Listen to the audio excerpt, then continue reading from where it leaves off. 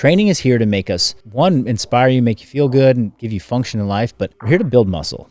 You want to have a certain amount of muscle, and then once you get it, because it's hard to get, you got to work to maintain it, right? You're not going to build muscle indefinitely. Like, that's a sport that requires lots of drugs. It's called bodybuilding, and it's really difficult. You know, you can't just balloon up to 300 pounds of muscle. You got to work for it. The working for the muscle is what's going to give you function and, you know, greater basal metabolic rate, which is what we want. We want to burn calories at rest because we're muscular. If you want to have good energy balance, if you want to have the body that you see other people have, lean physique, they're not just getting it by accident. They're moving. These people move.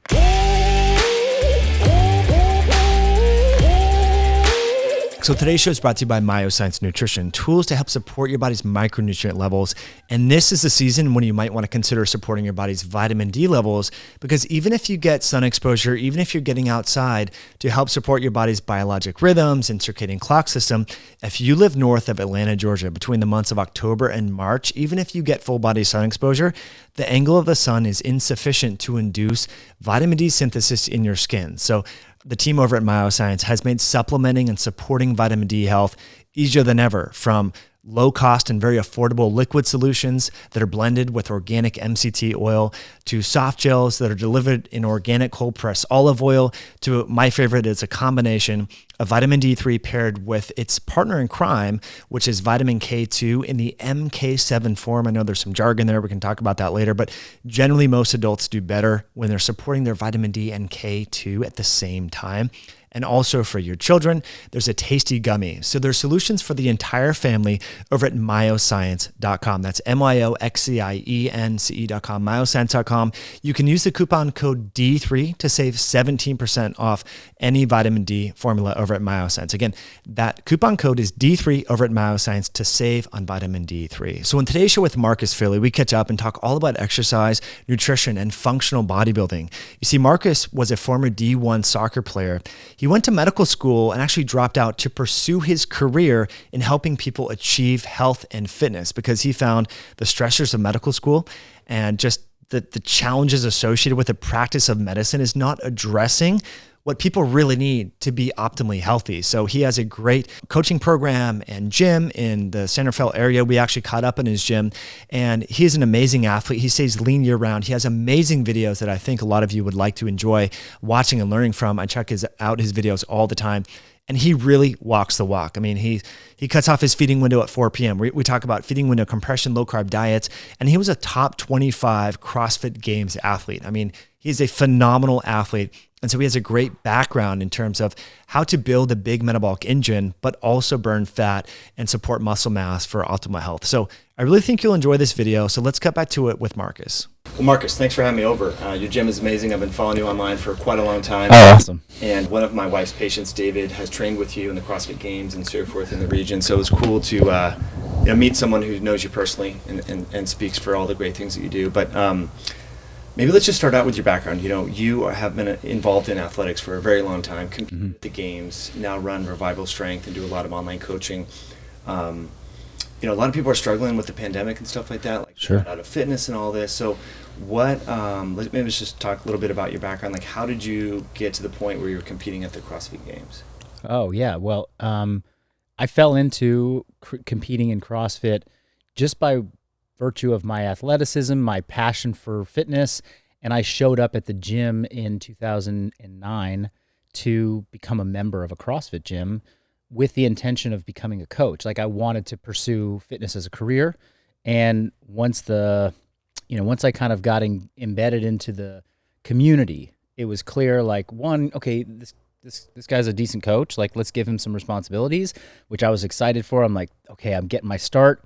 Whoa, you're kind of good at, you're beating everybody in the classes, which at the time was how people elevated to status of games, or CrossFit competitor, was that you were just the best around. It's not like today where people are like, oh, there's a sport, I want to go play that, I want to go be good at that sport. No, back in 2009, we were just taking classes and I was the best.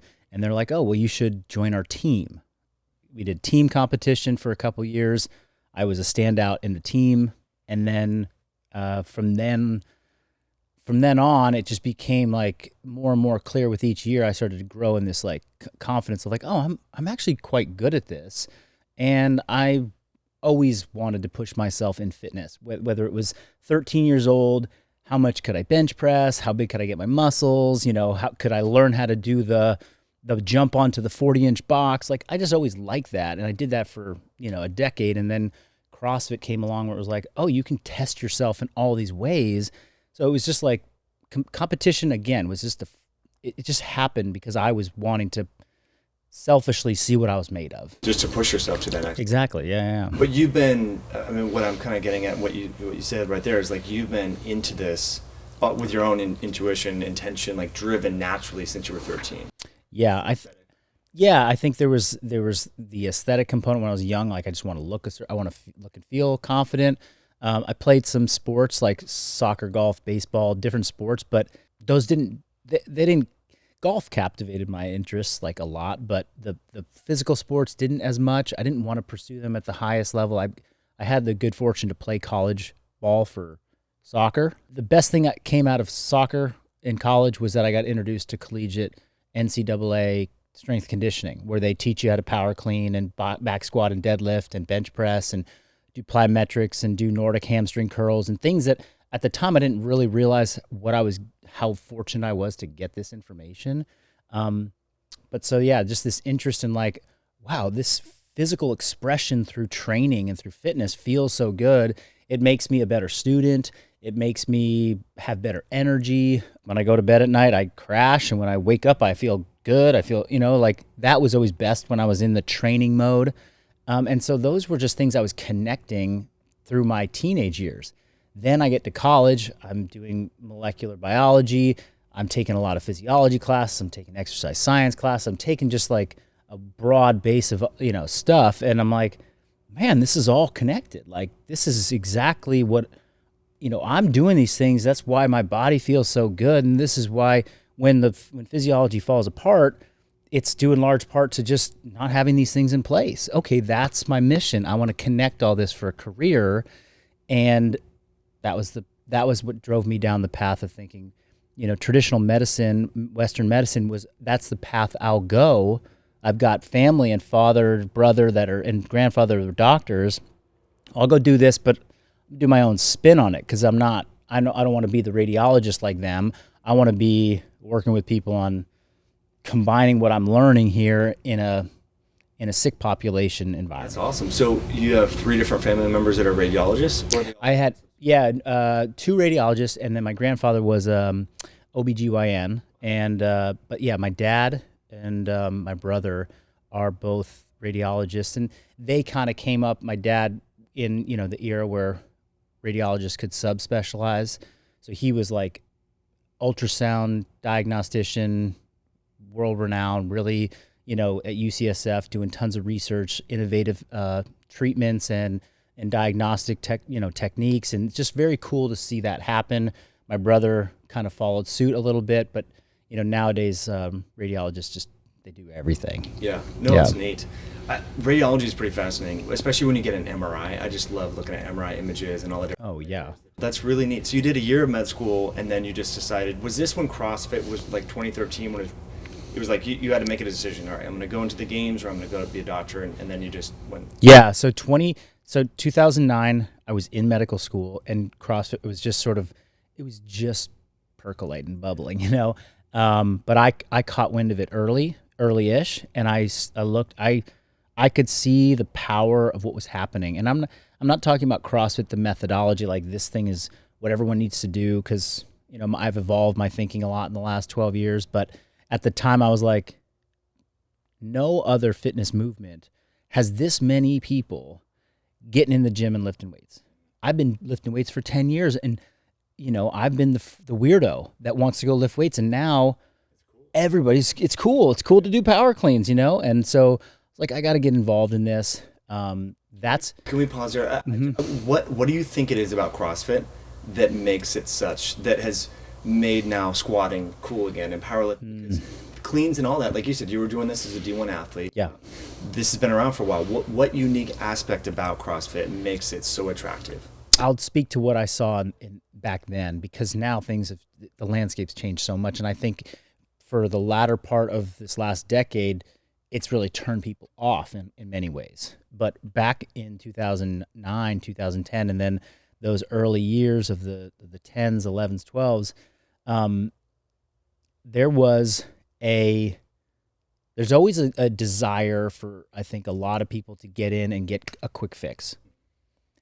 CrossFit was marketed as a quick fix in a way. I mean, they were dedicated people that were saying, hey, you need to learn these techniques. You need to adopt diet. Like they were doing something that was different, more long-term, but it was a fast workout. It was in 5 to 10 minutes, you're going to get the most intense workout of your life. And it delivered on that, because prior to mixed modal training, lift weight, row, and do pull-ups all at the same time, that did not really exist very well in this format prior to that. There was some interval weight training that had been happening by other strength conditioning coaches, but it was a lot of segmented stuff. You go do cardio, you do your weights. CrossFit brought it together. Greg Glassman brought it together. The potency of that stimulus was profound. People were like, whoa, I just got my bell rung in 5 minutes. I've never worked that hard in my life. There has to be something good about this. Because the no pain, no gain, you got to work for what like that whole marketing message had been beaten into people. They got a taste of it, and they got to suffer alongside their friends. CrossFit really ramped up that culture. Hey, we're in this together. We're a community. We go and suffer together. They had, and then that just was that just spread like wildfire. It was like everyone talking about it, and there was something about experiencing this like awakening inside of people's bodies, like, whoa, I didn't know I was capable of something physical like this. It's like when you go on a big mountain like expedition, you go hike a big mountain. What do? You tell everybody about it. I hiked this big ass mountain. It was amazing. Like people want to talk about that. When they did CrossFit, they wanted to tell everybody the next day. And they're doing it 4 days a week. And this is at the time where people were like, I'm so sick and tired of hearing CrossFitters talk about CrossFit. They were just talking about it. It's like the marketing power of like this, referral business, like social proof, was unlike anything that was out there, because people were physiologically having an experience that they had not experienced prior to that, unless they were a D1 athlete that had done repeats and thrown up in the bushes, at the track practice or whatever. Isn't that fascinating? And then the community aspect of it too. So yeah. The marketing aspect, everyone's posting their workouts or their WODs and totally. It's going viral. And then people become friends, like they're suffering together. So that's part of it. But what I found really unique about watching the evolution of CrossFit is then people started making these lifestyle changes too. So yeah. They were doing ice baths. They were doing meditation. Sure. Focusing on sleep. Like it really like accelerated all sorts of, I don't even like using the word biohacking. Yeah. But some of those strategies. Oh. Paleo diet was around for a while, but no one gave a crap about paleo really on a scale. Totally. CrossFit. I completely agree. And that to me was when I was talking about this as a medical student and seeing like, hey, there's something happening here. That's what I saw happening. Not like, oh, people are doing power cleans. Like, that's great. But people are doing power cleans and they're staying after class to hear the instructor talk about paleo. They want to talk about their sleep. They want to start to see this integration of different walks of life and different biohacks and aspects of health and wellness that nobody was talking about before. And this is what I wrote my mission statement or my, personal statement to medical school in 2007 about was, I'm going to go to medical school. I'm going to get a doctorate. I'm going to come out. I'm going to develop a clinic. We're going to have these different types of practitioners in there that specialize in mental health, nutritional practices, strength conditioning. I'll be the doctor that's, overseeing sick patients, and right. It was just a vision. And then in the CrossFit box, people were talking about all these things. I mean, they're not experts, but it was like now people are starting to appreciate that you can get your resources that can help the most people with everything that they need in one place. And I was like, okay, I got to go and just see what that's about. And if there's a path, that I can take as a professional in that industry. And once that started, you're right, it just snowballed. And then I think, we can maybe get there, but fast forward 7 or 8 years, now people are like, whoa, all these other aspects of health and wellness matter just as much, if not more, than the power cleans. Like, I actually don't need to do burpees and power cleans. I can just do some deadlifts and some push. I can tone down the exercise, be more sustainable, and really focus on these other pillars of health. And that's when I was like, that's how I've evolved in the last 5 years, was like, yeah, I did CrossFit as a professional athlete, as a sport. Most people don't need that. They need to integrate all of these other aspects of health much more. I love that. I definitely want to drill into that. But how hard was that decision for you? So you're a med student and you're a gifted athlete, and then as a follow-up question to that, will you ever go back and finish up med school by chance, or is that? No, that's totally off my list. I mean, the thought of doing continuing education and, investing in myself as a professional, it comes and goes here and there. But, with 2 young kids and a business that is, definitely growing and I'm excited about and is helping a lot of people, there's just no room for it. If my business were to start failing, or if I fell out of love with it and wanted to invest in something else, I could consider maybe going back and doing something professionally like that, like a professional school. I don't think a medical doctorate is what I want to pursue. But the decision was very hard, and not because I was like, oh man, this is the like shiny object over here and a shiny object over here. It was more like, this medical school thing is not working for me. I have been clinically depressed for 18 months. I have, suffered all kinds of GI issues since coming back to my education, because I took a break between college and medical school. I'm unwell. I don't like this, like I find momentary glimmers here and there when I meet up with a friend, or, I pass an exam, or the exam is over and I have a little breathing room. But for the most part, it was just pretty miserable, You're studying so much and you're not as active as you want to be and whatnot. Yeah, I'm studying a lot. I'm extremely type A. I put a ton of pressure on myself to perform. I think arguably the number 1 student in the class of 200 medical students who are all gunners. Like, I was not going to miss a single point, right? This is people's lives. Like, people are going to be in my care. Like, I got to know everything. And all for something that I wasn't like, oh my God, the dream is looking so good. I can't wait to practice this type of it was more like, I had a vision, but nobody was materializing that. And the doctors that I spoke to about it in my interview process, and this could be a whole podcast. I interviewed at some of the top medical schools in the country. I was a great student in college, got interviews, and I swear the look of like almost disgust on the face of physicians that, they're the interviewers, when I kind of explained my vision of like, hey, we're gonna change the game of preventative care. We're gonna get people doing this stuff. They were just like, come on, dude. Like, are you seriously gonna waste my time with this? And I didn't get into any of the top 10 medical schools that I applied to. And I had a legacy at Ohio State. My father was an alumni there, and he went on to do great things, and that may have helped me get in.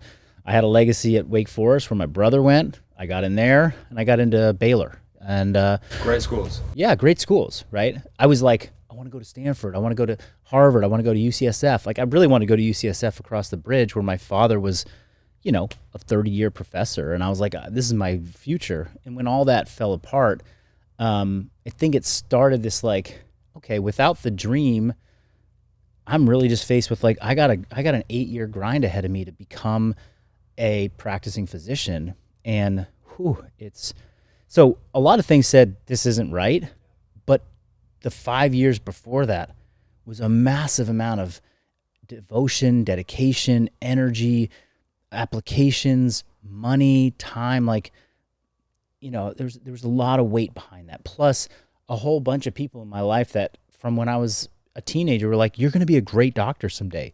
You're smart, you're kind, you know how to talk to people, you're going to do great. I'm like, okay, yeah. All right. I'm going to do, I'm in, okay. I got to do great. I'm going to do great. I'm going to, just Pressure. tons of pressure. Yeah. That's a tough decision. I mean, a lot of people I think are pushed into certain professions because of family, or they feel like it's what the right thing they should be doing, but then it doesn't resonate with their gut. So I don't want to get too much into spiritual stuff, but so you had like these physical pains and aches, and you just felt like crap, right? Was part of that, you think, the universe or your body telling you that you're not doing the right thing, or Sure. It was just sheer workload and Yeah. It's interesting that you brought that up. I mean, in my final year of undergraduate, I had sort of like my first feelings that, hey, I might be doing the wrong thing, because I started to have this depression, this like my body's sort of not responding in the way I knew it could when I was feeling my best and feeling vibrant and feeling, excited for life, which was the motivation for me to say, I'm not going to go directly into medical school. I'm going to take a year off. And I'm going to do something different. I'm going to give myself some breathing room, which ended up turning into 2 years, because I was like, well, this breathing room is really what I needed. Like, I've been in this academic institution that's just pushing, and I'm pushing, and no self-discovery, no who am I without the label of, student athlete, valedictorian, whatever the things that I had carried with me for so long. So I get out and I spend 2 years and I like develop a spiritual practice. I go to meditation retreats. I travel all throughout Southeast Asia. I learn who I first it was like, I just got to escape and do something different. And then I was like, whoa, I'm learning who I am. And I just changed, like physiologically. I healed myself. Like, I had a knee that was messed up, a back that was messed up. And I spent 2 years like just building myself back up. And I'm like, okay, I'm ready. I'm ready to take on medicine. And I don't need to do it the way I did it before. I'm going to do it my way.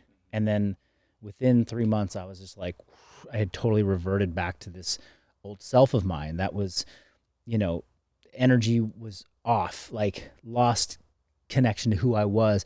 I wasn't around my people anymore, meaning like I'm in the Midwest now and I'm not necessarily connecting with the culture out here, which is not one of health and wellness and movement. And, it was different. And all of that, slowly it's like, okay, symptoms are coming back, depression, mental health issues. Like, it was just a downward spiral for quite some time. And then that to me, those were just signs. I'm like, it's not where I'm supposed to be.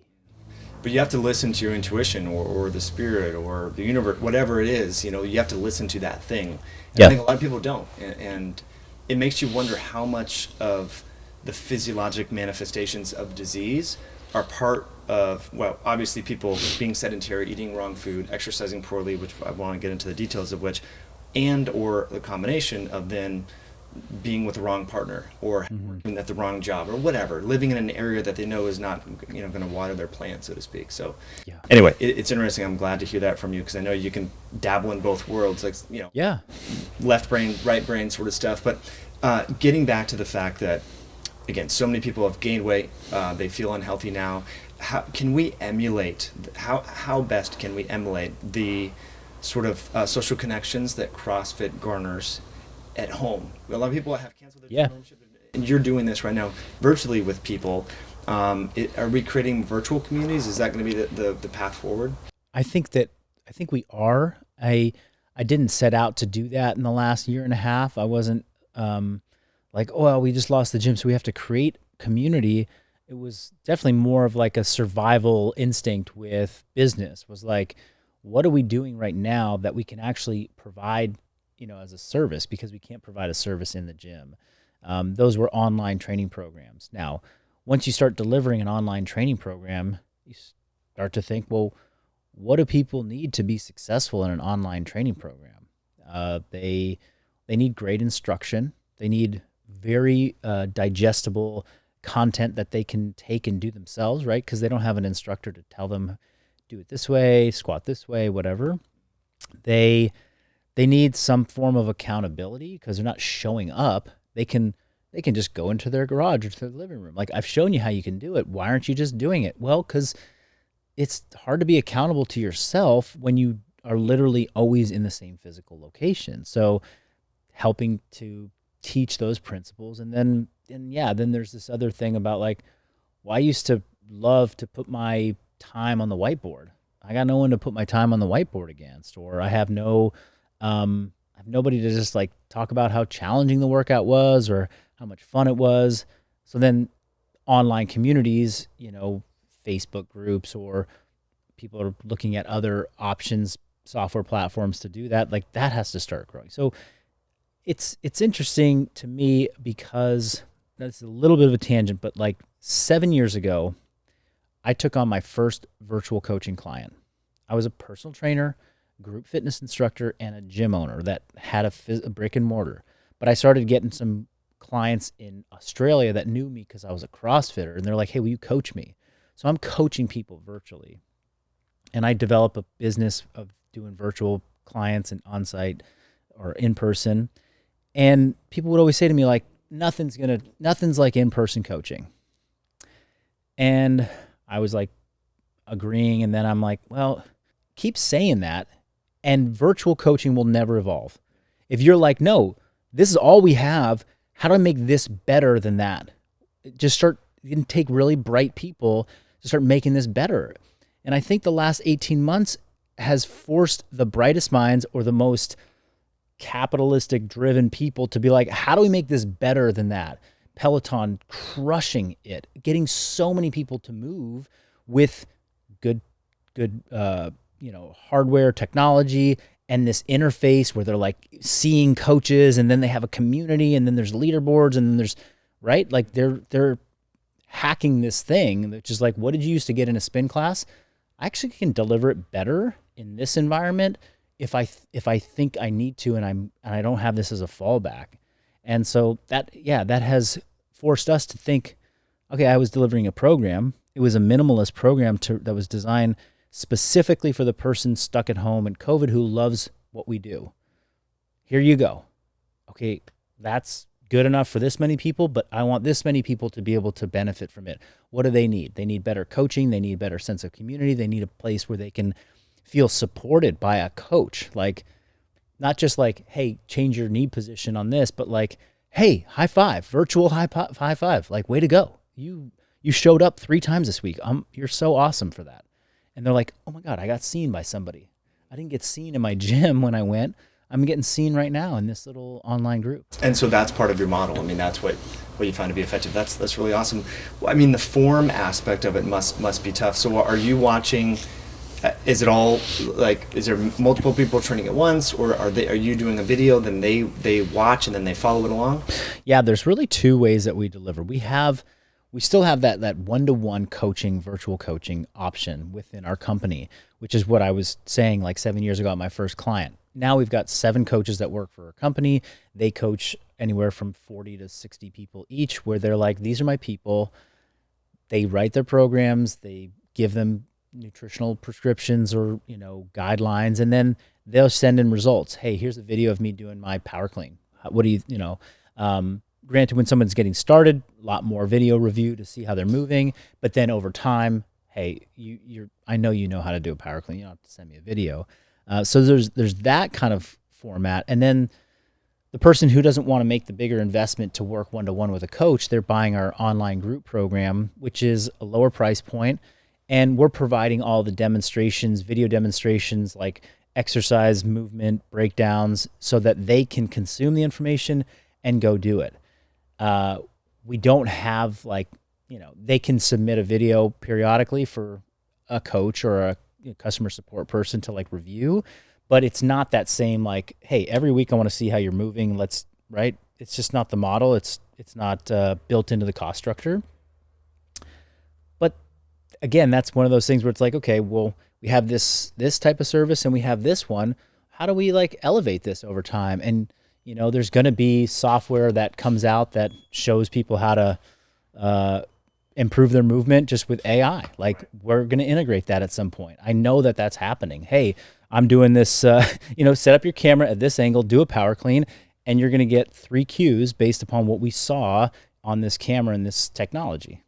Stuff like that will be amazing. I was thinking like putting little electrodes on Yeah. track knees over for deadlifts or squats, or I mean, it's amazing what the future holds, which I think is remarkable. But at the end of the day, we need that connection with people. So that's cool that you're providing and offering that.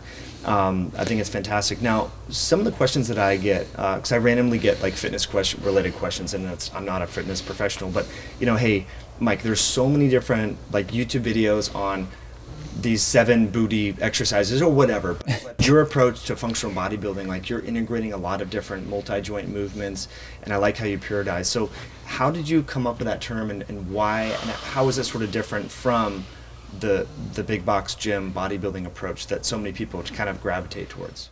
Yeah. It's funny that you say it like that, because I come from a space where most people are gravitating towards CrossFit. Like that was my audience for years. So, I think the way I arrived at functional bodybuilding as what is my methodology now is that I was always a curious student. I was always out there. What's the thing that I don't know yet that I want to go and experiment with? And when I was younger, in my teenage years, it was just conventional bodybuilding routines that were in muscle mags and doing machines and some dumbbells and just going to the gym and do 10 different chest exercises, right? And then when I got a little further, I talked about my strength conditioning work in college, where I'm like, okay, I'm doing power cleans. I'm learning how to be explosive, fast, build strength that's applicable to sport. Following that, I got exposure to Check Institute, certified coaches, corrective exercise specialists, learning nuances of different movements and mechanics that I never even really thought about. And I learned a lot from that by diving deep. I did German body composition or German volume training programs from Charles Poliquin. And then I found CrossFit, and CrossFit was a whole nother layer. So many, many layers. And I would say that CrossFit was the first, was what we started to refer to as functional training. It really took this concept of like functional fitness to a different level than what it had been at before. And so to me, when I term it functional bodybuilding, the functional aspect of it, it's such a loose term, and really function for an individual should be defined like, well, what is your function in life? And that's what we determine functional. But I still know that a lot of people look at CrossFit and that kind of training as functional training. And so long story short, I'm blending functional training and what I know from my history in bodybuilding, which I don't just consider like the gym routines that I got out of Muscle and Fitness, but I also consider Charles Poliquin's work that I've done in the past, and really any endeavor in the gym where you're working against resistance to build and strength hypertrophy muscle, build muscle tissue, more of like a controlled setting. There's intensity there, but it's intensity in a different way than we described it in CrossFit.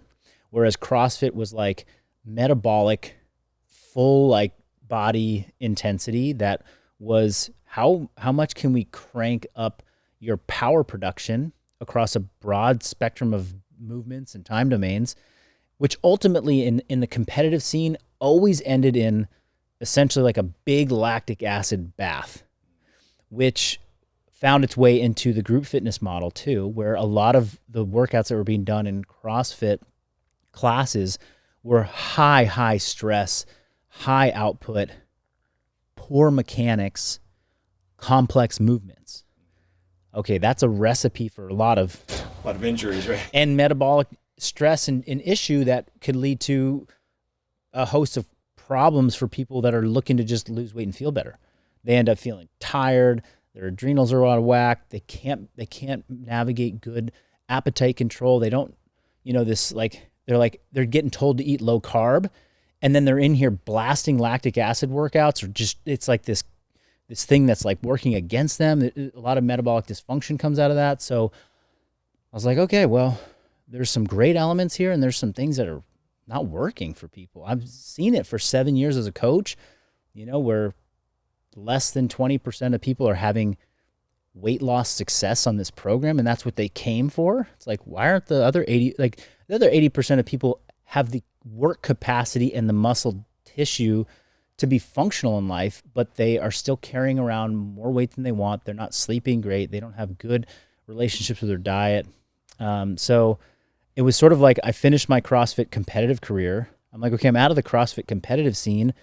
I don't want to train like that anymore. It doesn't make sense for somebody who's just trying to look good and move well. That's our tagline for functional bodybuilding. It's like, I just want to look good and I want to move well. I want to just generally be healthy. So how do I dial back that metabolic intensity of CrossFit, bring some of the resistance training intensity and resistance training concepts from bodybuilding and what I'd learned in my past, and bridge this gap that was a big divide, in the early years of CrossFit. Was like, we're CrossFit and you're Globo Gym, and you do not do the same thing. If you do a bicep curl in a CrossFit gym, we're all going to turn our nose up at you, because that's just, you don't do that here. And I'm like, guess what? A lot of people want to do bicep curls and it works real well. And I can do a pull-up bicep curl, a squat, and a leg extension all in the same workout. And that actually has utility, and it can help control some of these out of control intensity variables that are just getting thrown around and are what people talk about when they say, oh, CrossFit injures people. It's like, no, CrossFit doesn't injure people. Uncontrolled intensity, delivered just to get people to sweat, that's what injures people. It's poorly prescribed stuff, and an end consumer who's just there to do what you tell them to do.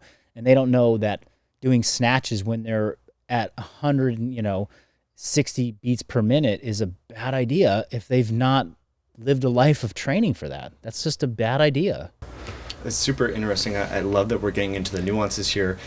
The intensity obviously is necessary to create adaptation, right? Absolutely. But if you've been trained to train at CrossFit intensity all the time, you mentioned the iatrogenesis, or the unintended harm is adrenal fatigue, maybe gut issues, ravenous appetite, so then you might overconsume energy. Yeah. So marrying that, finding that balance, how many days would people, if they're trying to lose weight and they've been working out for a little while, how many days do you ramp up that intensity in a given week, or does it periodize? Yeah, I mean, it does periodize, and I think for those clients that would hire us on for individual coaching, it becomes very personal. It's like, well, what do you need? What's your end goal, right? Because coming from somebody maybe with your background, or somebody who's an exercise physiologist who has an understanding of, we need intensity, that's what creates adaptation. It's very measurable, and there's 100 ways, thousands of ways to get it. I can go and do a set of bench press, with a spotter with a tempo that's going to keep my load down to failure. That's massively intense. And that will create a stimulus that will make your pecs grow, and your shoulders and your triceps, and it'll create change. That wasn't enough in the marketing message for CrossFit to be that's intense. That's not intense. What's intense is when you're about to throw up. So I'm talking a very specific level of intensity. Now they have ways of measuring power, but over time it just became, here's a bunch of things, go do it as fast as you can. Those of us that were dedicated professionals to the sport, we got really good at doing it at incredibly high capacity with good movement. I look at some of my best performances in the CrossFit Games. My last snatch looked like my first one. It looked good, but that didn't translate to the general population. So I think that I want people to challenge themselves. It's another way of just calling it intensity. I want it to be hard almost every day. But the times that you touch that, like a true Tabata on the assault bike, where you go 20 seconds as hard as you can on the bike, 10 seconds rest, times 8, that makes you want to go almost have a nap. You want to go and eat some carbs and sleep. I don't think that's appropriate for 95+% of people. They just don't have the constitution. They haven't dialed in their nutrition. They don't have good sleep habits. They don't have the resilience to handle that level of stress. They're already stressed. We're the person that comes in for health and fitness. It's basically how do we solve their stress puzzle? Because that's what's going on. and this lactic push and this massive push of work capacity in in a training setting, it complicates that. Now, once they organize their sleep, nutrition, hydration, spirituality, like their stress management protocols, what's the right amount of HIIT or high intensity training to do, as much as makes them feel good and makes them live their life better, right? And they'll find out if they're being told, like, I do 3 a week and that's good. If I do my 4th, man, I'm like, the kids are like trying to talk to me at 5 p.m. and I'm like, I'll talk. I can't, but even somebody like myself who's been around it for so long, who's experienced and knows what's happening, it's almost like a drug. Like I don't even know how to like dial it back. And it's almost like once it's almost too late before I realize, I'm like, man, I've really been not feeling my best lately because I've been pushing it too much. This was the audience that I initially started talking to with functional bodybuilding, was the burnt out person that didn't realize they were burning themselves out with just too much. It's like, oh, you got to pull back. And in our early days, the feedback was, whoa, like I'm doing less training. I look better. I feel better. I'm stronger. My lifts are going up. They're like, wow, how is that possible? I'm like, yeah, because you were like, your stress bucket was just overflowing and you just kind of dialed it back. Now you're in a good spot. And what do people tend to do when they get there? They're like, great, I feel great. Let's go do more. And I'm like, no, just, you're good. It's funny, yeah. It is so addictive, right? It's a fine balance with people. And I wonder what percentage of the population that actually is, or what percentage of the athletic population, because there's a lot of people that just don't want to exercise at all. I know. And like, forget it. But then there's a subset of people who exercise, who are on the edge of overtraining constantly. Yeah. It is quite interesting that, and I wonder what it is. Is it the endorphins that you're chasing? Is it the intensity? But yeah, I've dug myself into a hole millions of times, and I regret it, because you wake up tired, your libido sucks, you're always hungry, you're irritable, you're like, keep inducing this damage. There's something like, and again, it's that once you've experienced this, I'm capable of something, I have physical expression, I can do this. I think many of us by nature want to know what more can I do? It's that first person that came in, they had their first experience with CrossFit. They're like, oh my God, I got to go do more of this, must be better. And that's for people that are like big learners. They read a book, I read another, I'm going to read 10. They're just reading all the time. It's like, what's good about having all this knowledge? You never have time to go and express it anywhere. You're just consuming. And that goes for people in fitness. They can get into that cycle of just like, I'm just pushing myself more and more and more and more and more. It's a good point, though. A good reminder for all of us that sometimes more is not better, and to scale it back. And I've noticed, since having a child, that I'm much, just from a time management standpoint, I can't train as much, but I feel better. Yeah. And I feel like I recover better. So it was just a really good reminder. So now for multi-joint movements, I know you like to warm up with some of these different things. You have some great YouTube videos, which are awesome on that.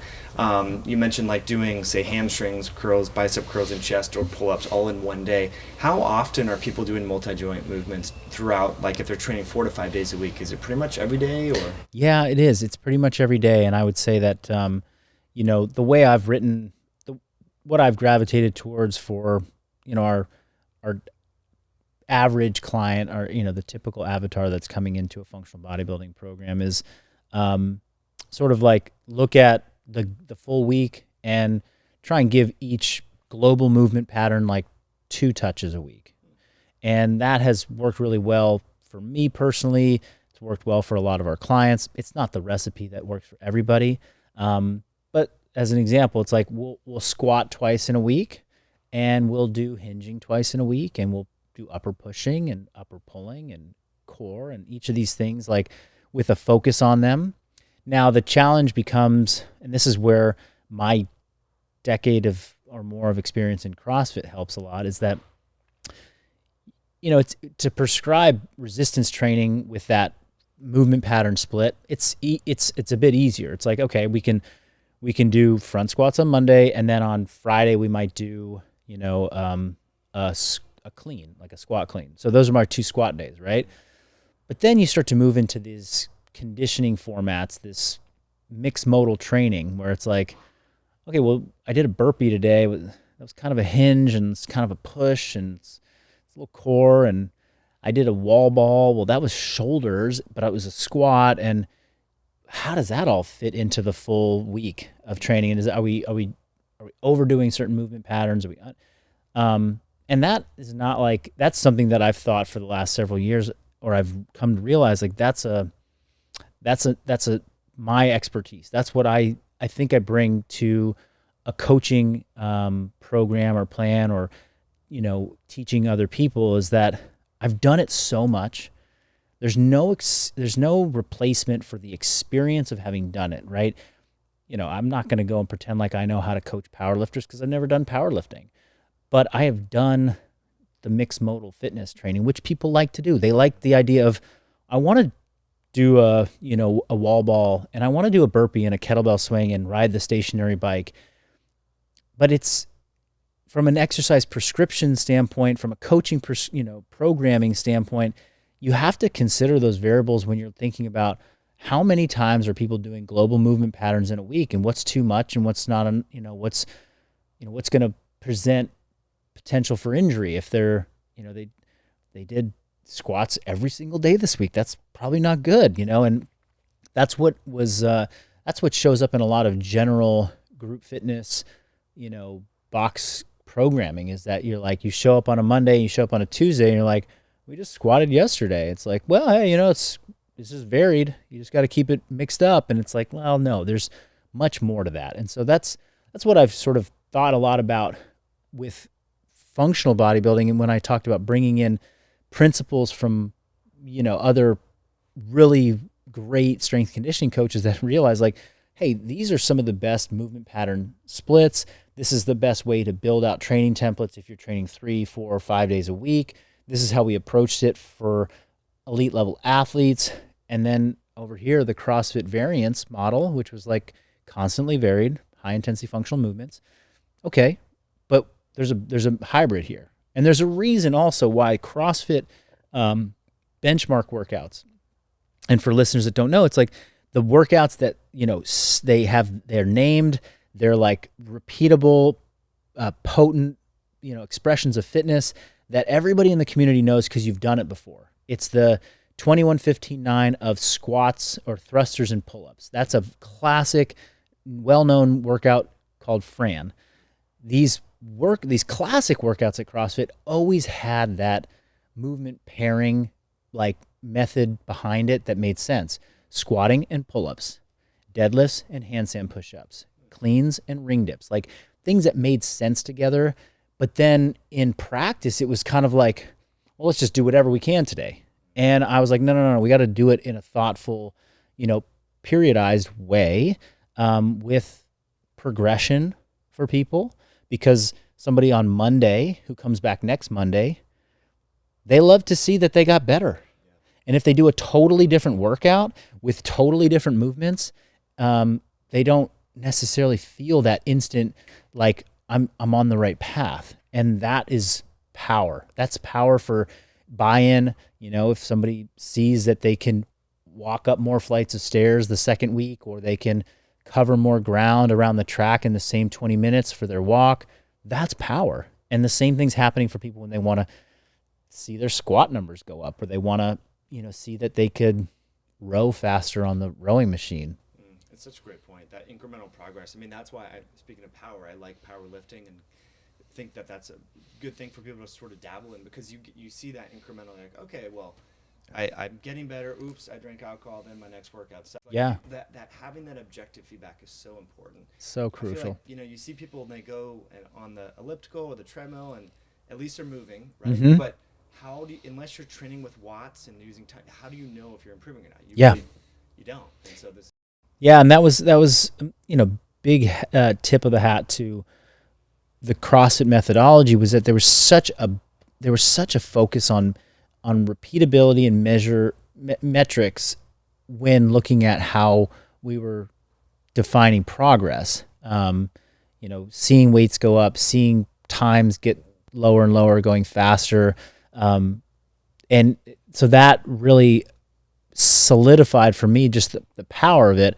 And then of course we all realized after years, it was like, oh, well, there's a whole skill component to it as well that changes the metrics too, where, it's like basketball players are not, there's a point at which your free throw shooting ability in practice gets to a certain level. And then it's like, how well do you incorporate that into a live game, right? And the same thing was going for like CrossFit. Like my row times were getting faster in training, my weights were going up in training for my back squat, but then the competition was back squat with rowing, with this, with that. And it's like, I had to have skill. And so we want to give people opportunities to see measurable things that aren't, they're not just a product of like, well, you've been here 10 times, so you're obviously better. It's like, no, you did 100 step-ups in 10 minutes.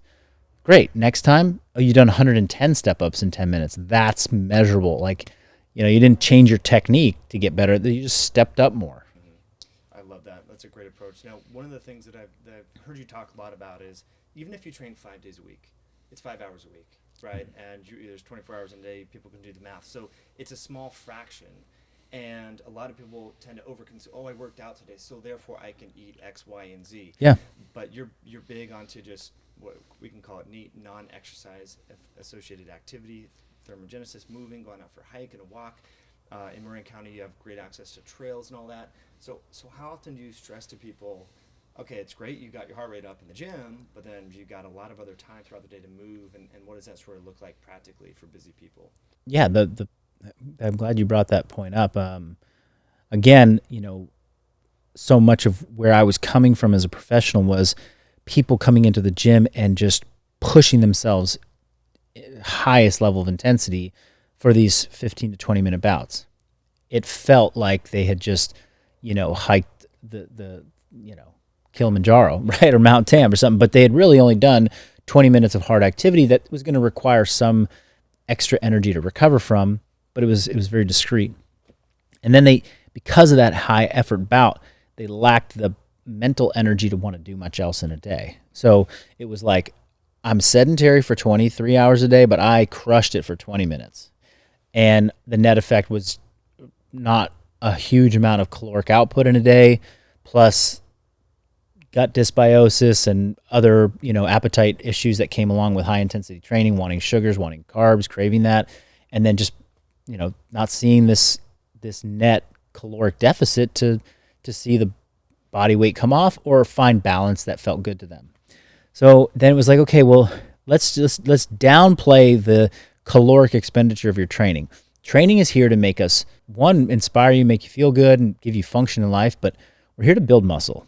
You want to have a certain amount of muscle, and then once you get it, because it's hard to get, you got to work to maintain it, right? You're not going to build muscle indefinitely. Like, that's a sport that requires lots of drugs. It's called bodybuilding, and it's really difficult. You can't just balloon up to 300 pounds of muscle. You got to work for it. The working for the muscle is what's going to give you function and, greater basal metabolic rate, which is what we want. We want to burn calories at rest because we're muscular. But then after that, then it's about moving.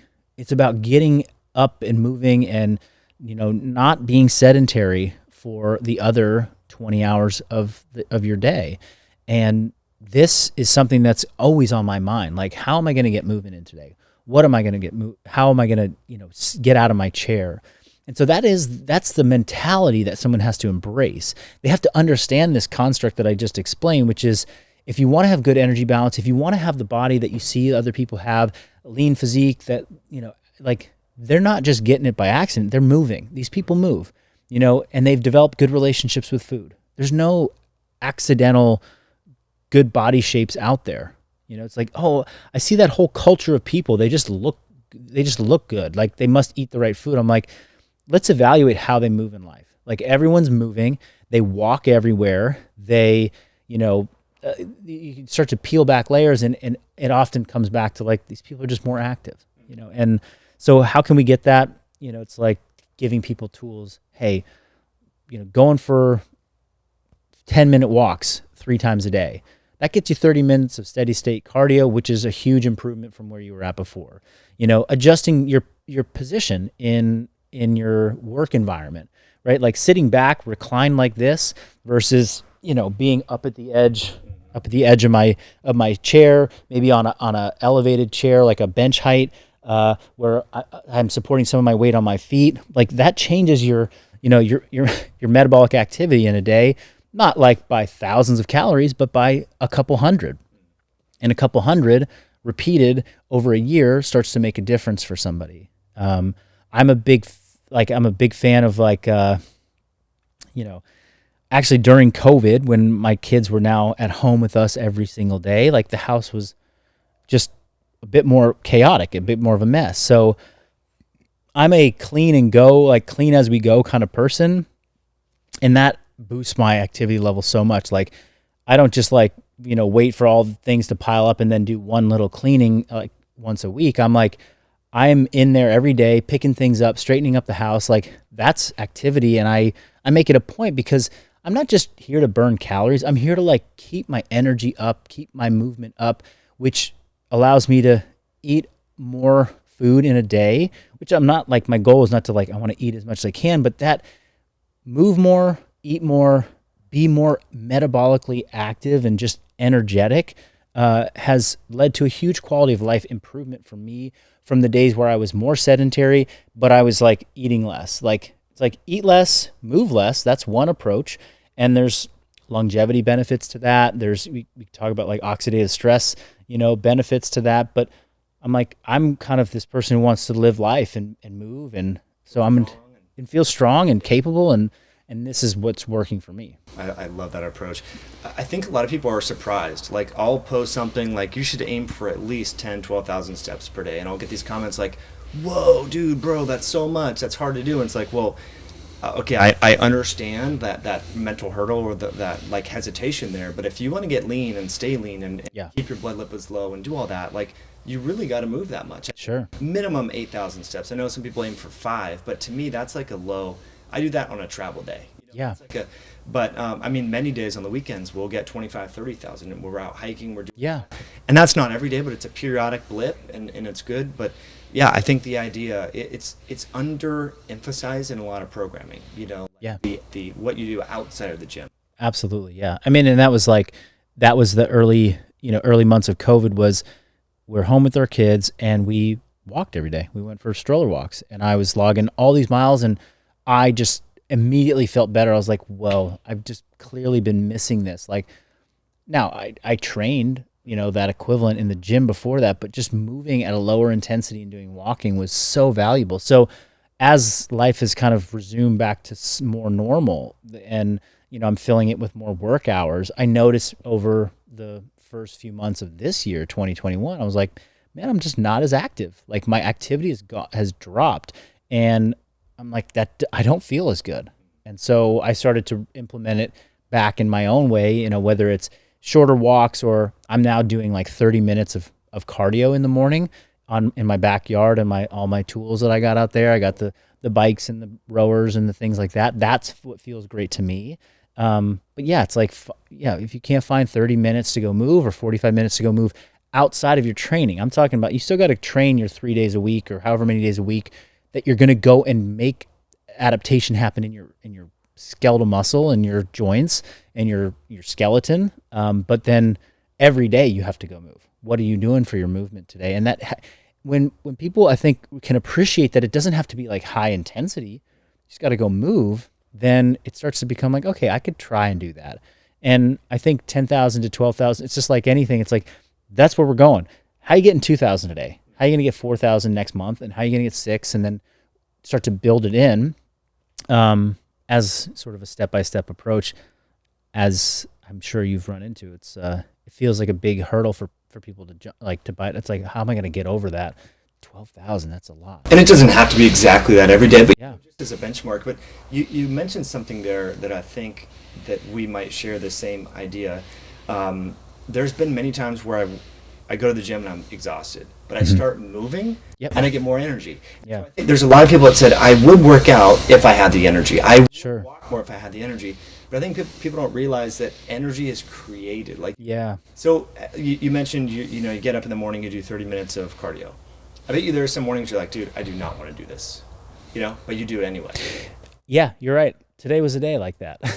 And I have the method of like getting the sauna, do a little cold plunge, okay, start my cardio. But yeah, that's a lesson I learned a lot in the CrossFit years, because CrossFit training was inherently just extremely intense, and it drained us. Like every morning I'd wake up and I did not feel chipper back then. I wasn't like, yes, I'm the fittest dude.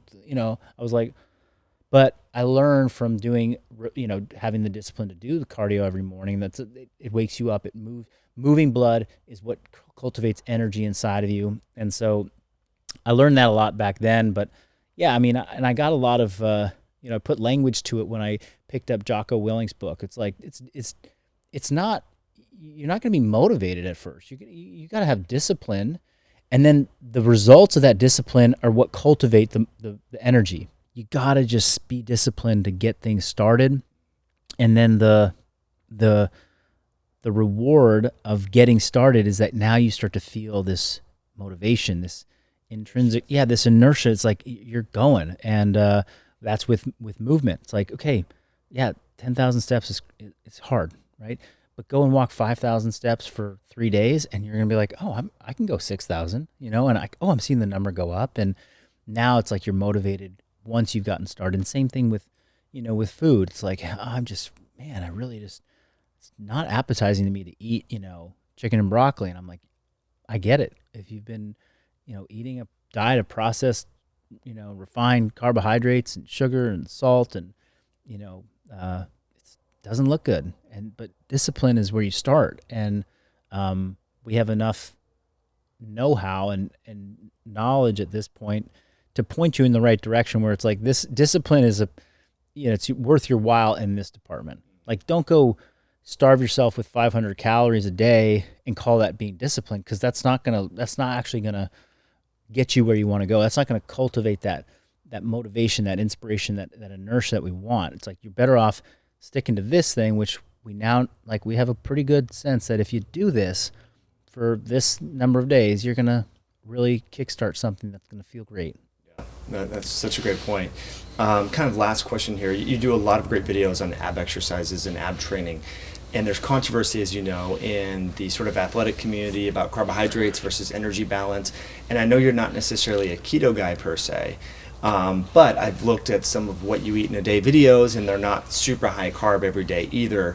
Where do you sit on carbohydrate intake for fat loss and like losing that tummy fat and so forth? Personally, I mean, I'm more of like carb cycling, earn your carbs, so to speak, ultimately Charles Poliquin approach. But how do you frame carbohydrates with regards to fat loss? For me, I think I have more been aligned with what you just shared. It's, I think I even just posted it today on social media. It was like, somebody asked me, like, how do you approach carbs? And I was like, well, if I train a lot, I eat more carbs. If I train less, I eat less carbs. Generally, my caloric expenditure is probably about the same. It's like, if I train less, I'm moving more. So I'm always like eating about the same amount, and I'm always trying to get roughly around the same amount of protein from varied sources. But the carbs are the thing that kind of fluctuate. And that's for me, because I look at it like these are variables that I know how to change. I know how to change variables like that. Somebody who's new, I bias towards whatever is going to make them consistent. If they like carbs and we can get them into a caloric deficit while eating carbs to lose body fat and to lose weight, then that's likely going to get them started. And it'll get them to a point where they're like, hey, I've had tons of results, and now I got this like stubborn abdominal fat or something. And I'm like, okay, well, we might want to start manipulating your carbohydrates now to sort of tackle if there's any hormonal issues going on, or if you're having some additional stress as a result of that might be making that hard. But initially, I'm not really married to like low carb, high carb, keto, or anything. It's like all of these, I feel, for the person who's getting started can work. To the point of carbohydrates, I do find that beginners they never even explore the idea of eating less carbohydrates and getting more protein and fat. They're afraid of fat. Generally, that's just been what they've been told for decades. It's wrong. And when they eat less refined carbohydrates, they tend to have better appetite control and better energy balance in their like energetic balance throughout their day, mental clarity, etc. So if they're bought into that, then let's go for it, because I think they could see some benefits. But if they're like, hey, I gotta have my dates and my rice, they eat a particular diet that has a lot of that. I'm like, okay, but let's just not, we have to control for caloric expenditure and intake to make sure you're losing some weight. That's a good point. How do you approach fasting in your personal life? Do you ever do? I do 16-hour fasts daily. Yeah, and depending on the day, I might extend that to 18 hours if I'm in the middle of training, and because I train fasted in the morning around 9 a.m. And I break my fast around 10, 10:30, 11. 9 if I'd break my fast at 9 if I wasn't training, because I have my last meal at like 5 p.m. with my early. You finish off early. Yeah.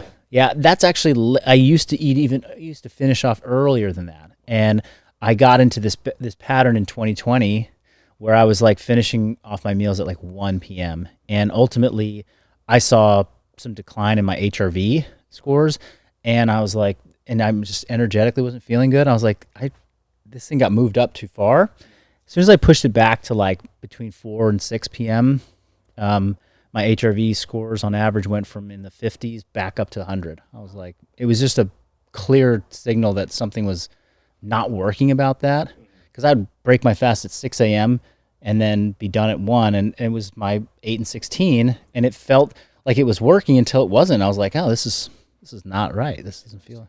And it was just lifestyle wise, it just didn't work with. No, it didn't work with anybody. I was like, this was the 2020 like lifestyle that worked when I was just in the house and we weren't interacting with people. But like we're going out to like have dinner with friends. I'm like, I'm sorry, I've been fasting for 5 hours, can't do that. It didn't work. How are you tracking HRV? Do you like the Oura Ring or the? I use the Whoop. Okay.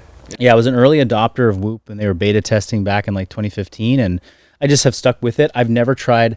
I did try a system even way before that, called Bioforce, which is no longer a company. They've gone into something else. But yeah, I've never tried the Oura Ring. I don't nothing to compare it to. This has just been my one device. Yeah. No, it's cool. I mean, it's unique as well. The sleep architecture is pretty cool. So, for what it's worth, Marcus, we could probably talk for hours and hours, but I want to respect your time. I know you have kids and things you got to get to, so really appreciate you coming on. If folks want to connect with you, if they're listening in iTunes or if they're on YouTube, as I know you do a lot on Instagram, you do a lot on YouTube as well. Where should they go to learn more about your work? Yeah, best place to go is head to our website, so functional-bodybuilding.com, and on there is a kind of an opt-in to our newsletter, and I send out pretty detailed, in-depth articles twice a week, every week, and they're training content, nutrition content, training programs, freebies. So you get a lot of value up front, and it just opens up a conversation that I can go into more depth than I can on Instagram. And truthfully, I just sort of found the YouTube platform in the last several months, so that's where we're starting to develop long-form content to teach people about my approach to training and health and nutrition. So yeah, YouTube, and then getting onto our newsletter over at our website. Awesome. Yeah, the videos are great. I've been doing some of your ab routines. Awesome. I think it was like 7 best ab. Yeah. Like yeah, it was a couple weeks ago. It was really neat. So that's excellent. Because I have a low back injury, and I find that if I neglect abs, my back starts to get tight and hurt. So yeah, I like got into CrossFit. Like, best way to train your abs is doing squats and deadlifts. I'm like, okay, I think this isolation stuff is pretty potent and valuable, and especially if you have a history of back stuff like I do too. And if I don't train my hip flexors like adequately and do some oblique type training, whether it's side planks or I get stiff and achy. Yeah. And I was surprised at how the strength like increased. Like the first couple exercises that I did, especially the leg hanging type. Yeah. Those were really hard, and then within weeks, it's like I could really progress fast. Like the abs respond quick. Yeah. That was pretty cool. Really appreciate your time. Thanks for coming on. Yeah. Thanks so much for being here.